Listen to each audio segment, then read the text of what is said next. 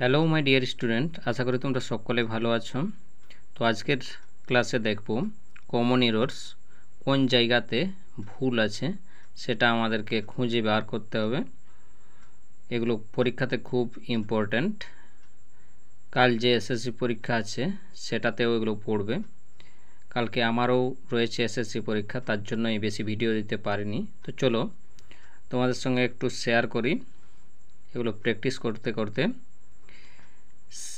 প্রথমে she is married with an engineer, তারপর বলছে she is married to an engineer. তাহলে কোন বাক্যটা ঠিক?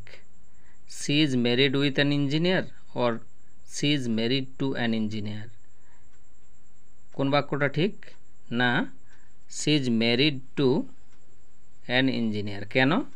কারণ ম্যারিডের পরে টু প্রিপোজিশন হয় অলওয়েজ, তাই she is married to an engineer. পরের প্রশ্ন, every students is intelligent in the class.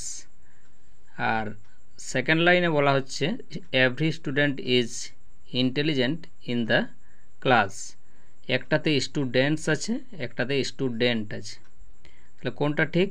না, এভরি স্টুডেন্ট হচ্ছে ঠিক, কারণ এভরি হচ্ছে সিঙ্গুলার, তাহলে এভরি স্টুডেন্ট হবে। তাহলে সেকেন্ড হচ্ছে কারেক্ট আর প্রথমেরটা হচ্ছে ইনকারেক্ট। পরবর্তী sentence, although it was raining but we went to market. আরেকটা দিয়েছে although it was raining we went to market. দুটোর মধ্যে কোনটা ঠিক? Although it was raining but we went to market, এটা হচ্ছে ইনকারেক্ট, এটা ভুল।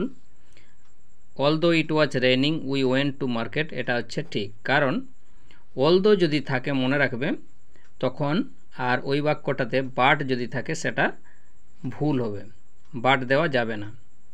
ওকে, এইভাবে ভুল ধরে তোমাকে কোন বাক্যটা সঠিক কোন বাক্যটা ভুল সেটা নির্বাচন করে অপশানে টিক মার্ক দিতে হবে।